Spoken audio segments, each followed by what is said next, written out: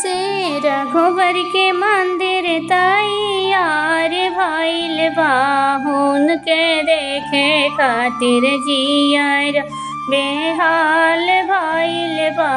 हो जब से रघुवर के मंदिर तैयार भइल बा, जोगिया के वेश धारी माला से गाइले, जोगिया के वेश धारी माला से गाइले।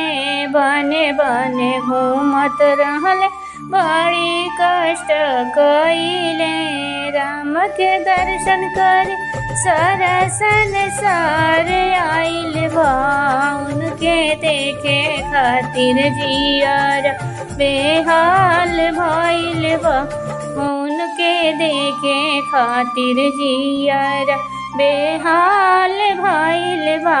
राजकुमारी रहली सिया सुकुमारी थी, पनमूल वन में खैली जाना का दुलारी जी।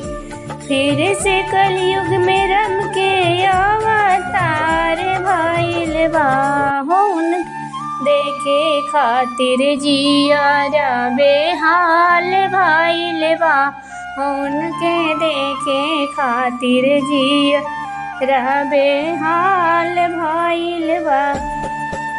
जब से रघुवर के मंदिर तैयार भइल बा, हो जब से रघुवर के मंदिर तैयार भइल बा, उनके देखे खातिर जियर बेहाल भइल बा, उनके देखे खातिर जियर बेहाल भइल बा।